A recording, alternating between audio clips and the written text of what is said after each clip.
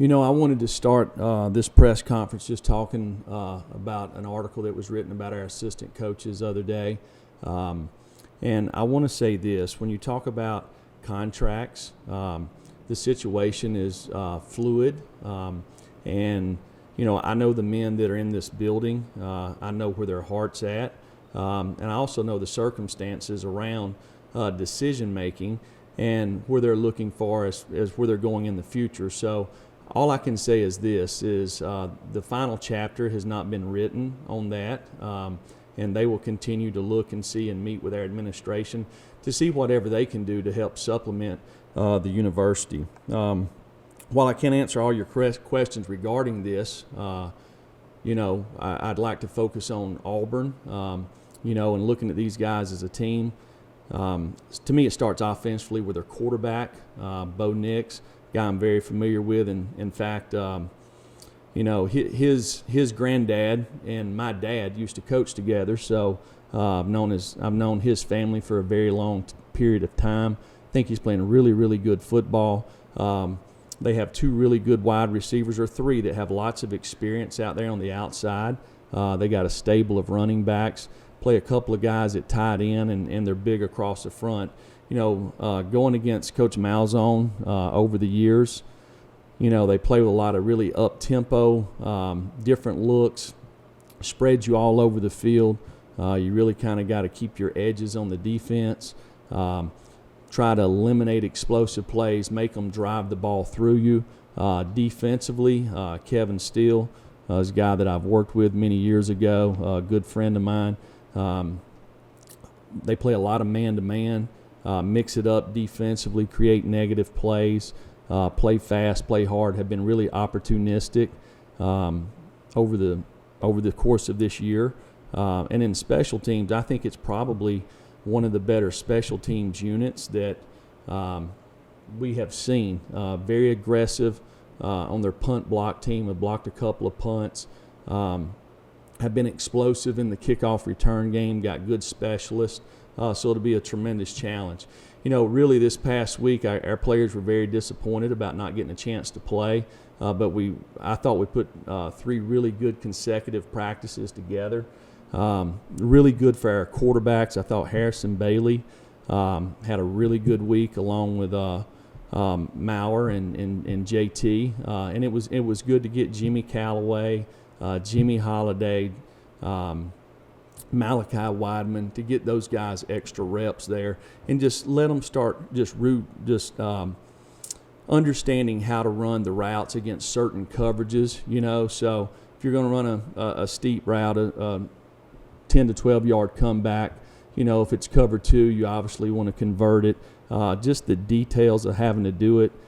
Just to me, being able to have a chance for T and Coach Chaney to really kind of put their hands on these guys and coach them up, I thought was really good from a throw game standpoint. It's a chance for us to get healthy, and I feel like that our football team going into this week is probably as healthy as it's been in a while.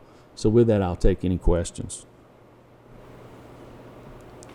We'll start with Rick Russo, then go to David Pascal.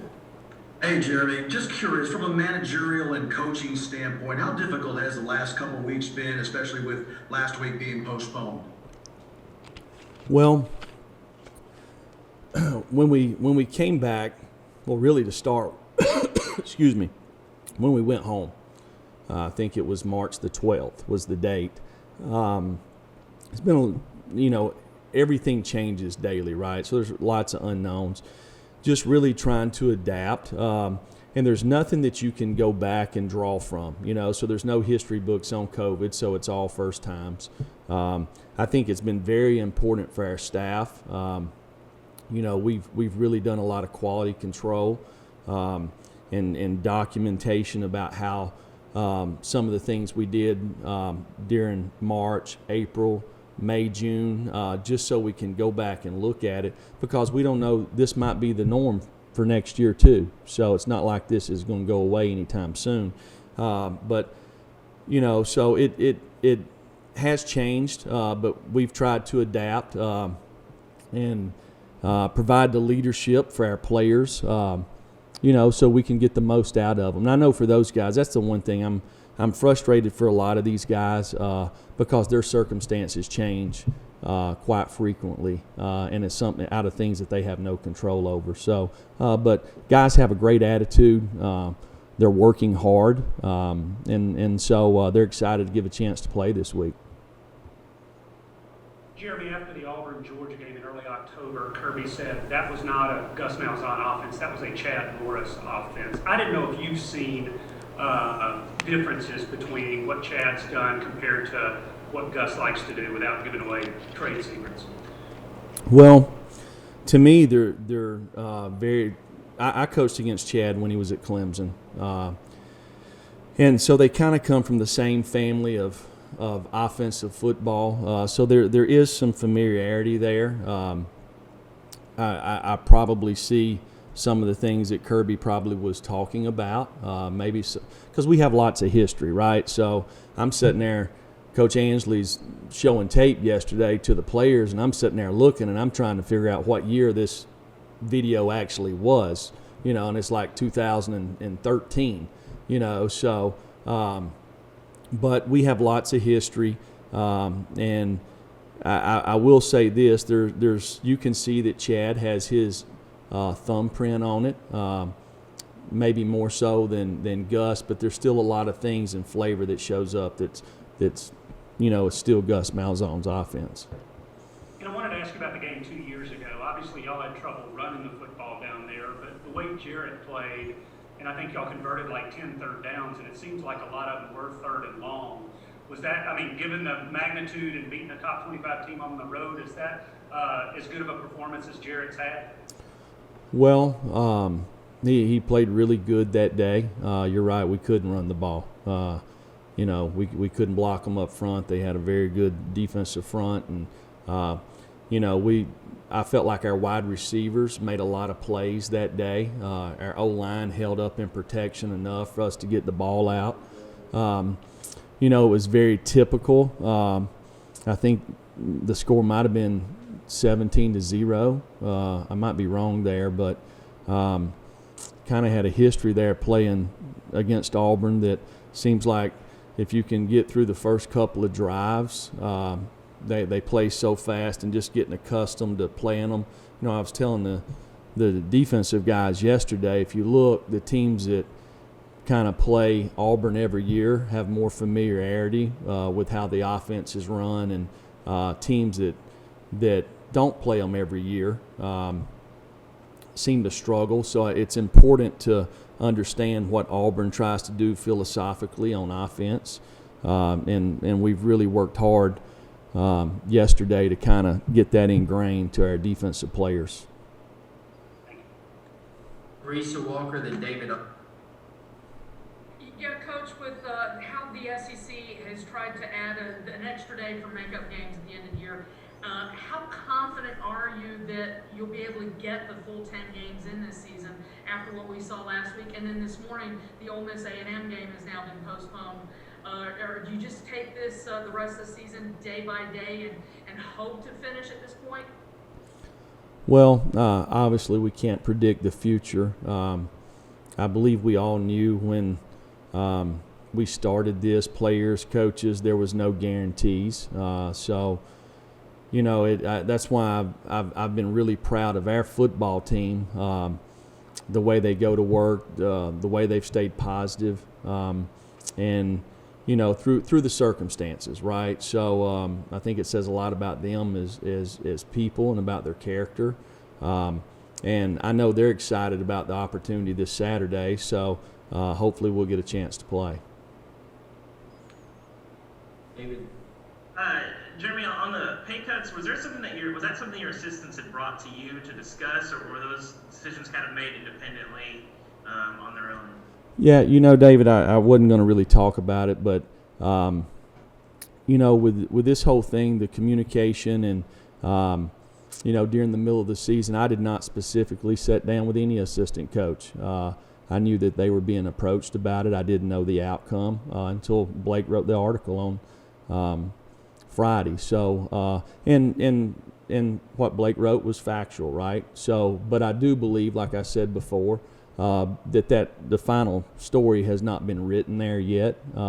So it's a fluid situation, and with contracts, things change. So there'll be opportunities, to make adjustments as we as we move on. Thanks. Brent Hubbs and Mike Wilson.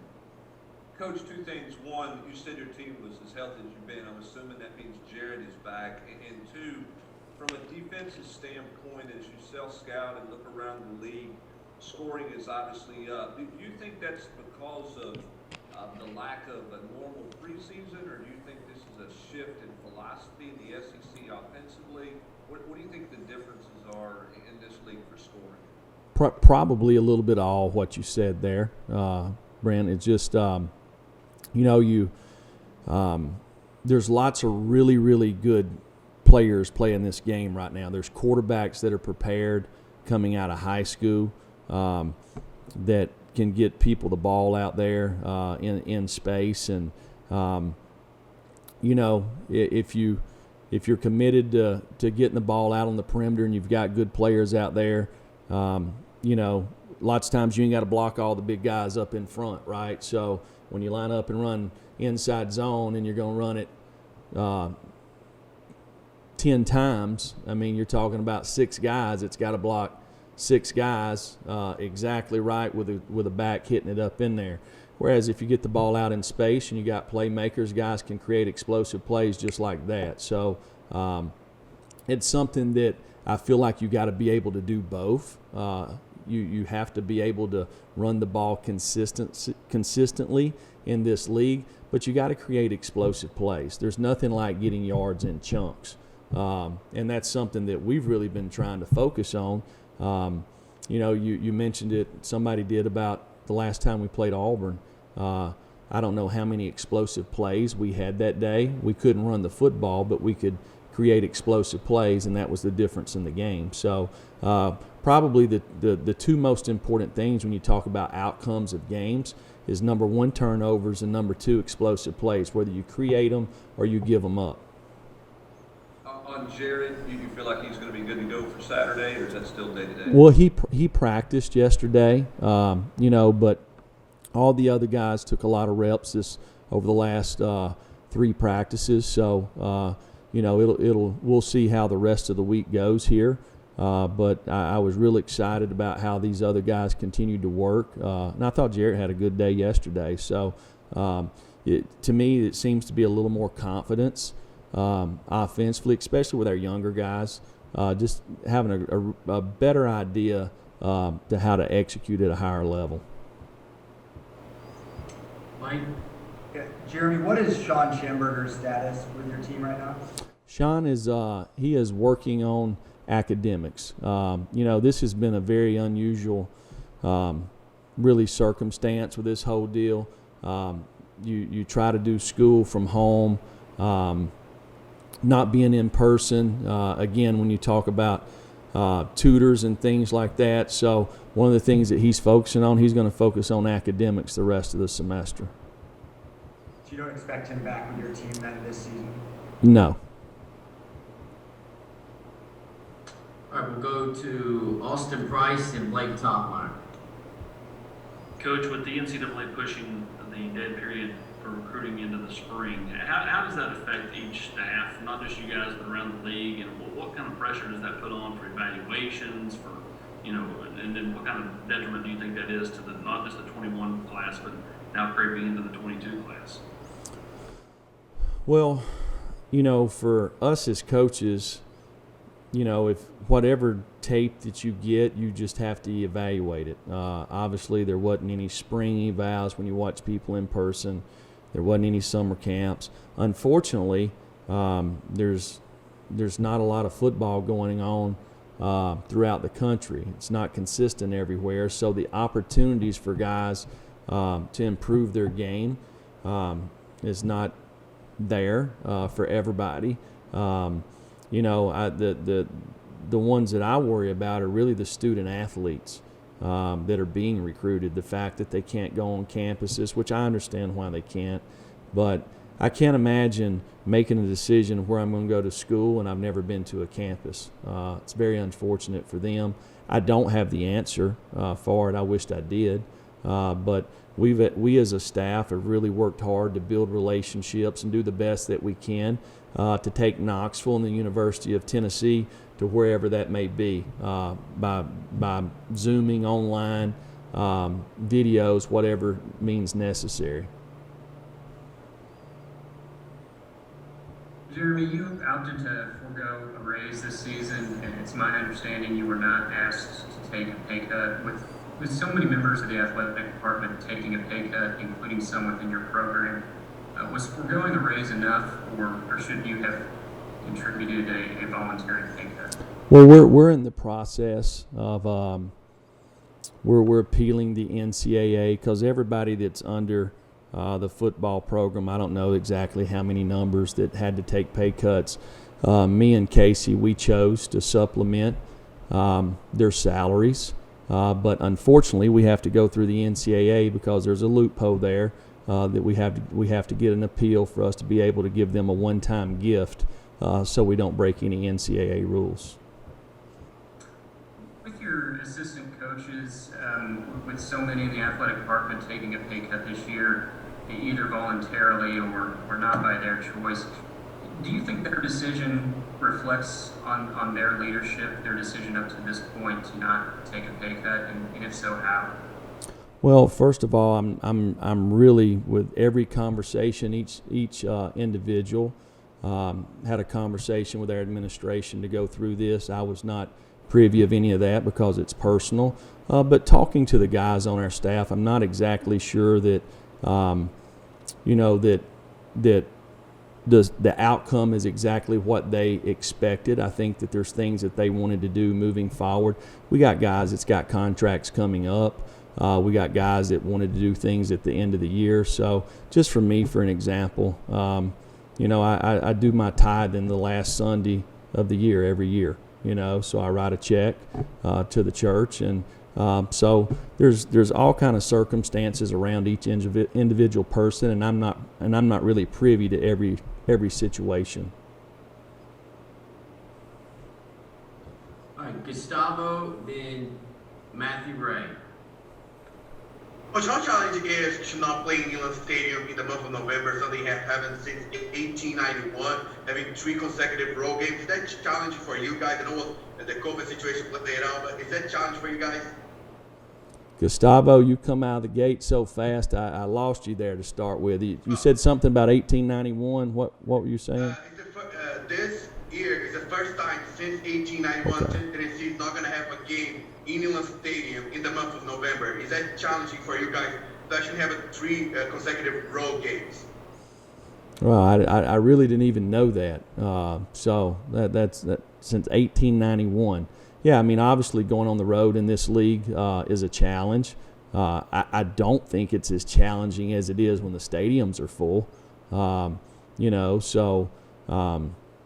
But I think having a home game, the familiarity, that not putting in the travel, is definitely an advantage. I think it's good for Knoxville. It's good for our fans, and it's good for our team. So, and it's another thing. When we travel, we have to miss school on Fridays. So having a chance to be able to finish and do all your academics on Friday is important too. So we'll be glad when we get back. You said the whole month of November, right, Gustavo? Yes. Texas A&M was the only game scheduled for the month of November. It was postponed, so no games for Tennessee in the month of November at home since 1891. Just asked because, I imagine you guys, going to have 2 home games, but this month of November is a crunch time for the SEC. Well, you can see my focus has been on Auburn. I hadn't even looked that far ahead. All right, Matthew Ray. Jeremy, last week you talked to us about, needing to be able to drive the ball down the field more and create explosive plays. What did you see from your offense in terms of a growth in that aspect this week? And then you mentioned Harrison Bailey had a solid week of practice. Where did you see him grow the most this week? Well, just command. It's when you when you are comfortable doing something, running an offense, whatever it is, right? You have confidence, right? And your peers can see it. You can't fake confidence. It's either natural or it's not. And that's not to take anything away from him, but the more you do something, the more comfortable you get at it, and the better you feel, and the more confident you are. And you can see that when it just the simplicity of communicating the calls, right, all the way across the board. So you're talking about a young guy that sitting here, he got to tell Trey Smith which guy he's supposed to block on this run play right here. The Mike's 42 or whatever. We're working to 42. Just some of that. So nothing different than any that you see out of any freshman, right? It's no different than Tamarian McDonald making all the calls in the secondary. Or last year Henry Toa.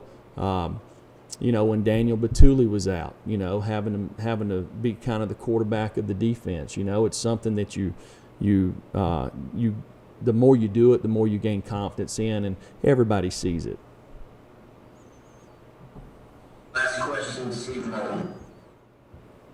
Coach, to Auburn's offense, I'm wondering what you've seen out of their wide receiver core. I know that they like to use JJ as well out of the backfield, but specifically Seth Williams.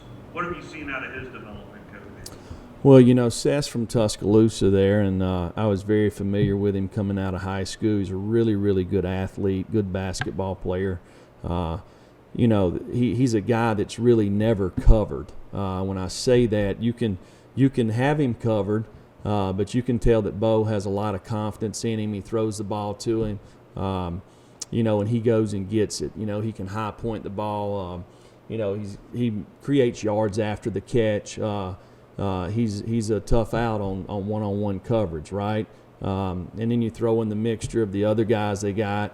The Schwartz kid is the fastest guy in the country. I remember in high school going down and watching him run on the track. Just one day I'm watching him and another young man, just practice track during recruiting, and I'm just seeing him run by. I mean, this guy can fly, and he's really developed into a really good football player. So they've got some really nice weapons and at wide receiver and at running back, and they do a nice job finding a way to get these guys the ball. Defensively, Auburn's coming off their best performance against LSU. What kind of development have you seen from Auburn defensively, Coach? Well, just, really because my relationship with Coach Steele, no different than a lot of teams across the country. Circumstances change every week. Obviously they've had some guys in, some guys out. Looked like that that week they had more guys in, probably more that were healthier. And then you just talk about if you got a young group of guys, just the consistency, and the circumstances that we're all well aware of. I think it's probably affected a lot of teams. And I know just talking to Kevin, he's talked about that just between me and him. So they played really well, I thought, against LSU. And I expect them to play really well against us.